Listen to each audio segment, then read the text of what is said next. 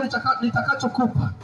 Petro anamwambia simama uende, simama uondoke, simama uende. Naye anasimama mahali pale, anasimama anapokea uponyaji, naye anasimama akienda akimtukuza Bwana.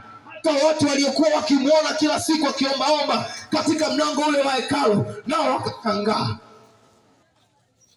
nao wakashangaa. Je, ni huyu mtu ambaye alikuwa akikaa mlangoni akiomba kila siku? Je, ni yule kilema ambaye tumemzoea akiombaomba? Je, ni yule ambaye kila siku amekuwa akikaa mlangoni akihitaji msaada? Yamkini mama yangu umekuwa ukiteseka kwa muda mrefu. Yamkini upo kijana umekuwa ukiteseka kwa muda mrefu. Maisha yako yamekuwa ni ya kuombaomba kila siku. Maisha yako yamekuwa ni ya kutaka msaada kwa watu kila siku. Umekuwa ukitegemea watu ili uweze kufanikiwa.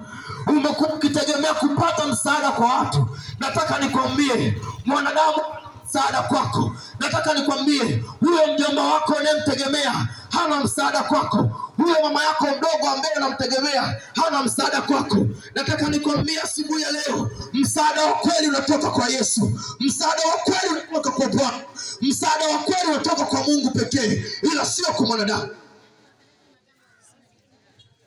Inawezekana kwenye maisha yako ya kila siku umekuwa ukifanya biashara mahali hapa, lakini huoni kufanikiwa. Umekuwa kila siku unakuja unauza, lakini bado uko pale pale, hauna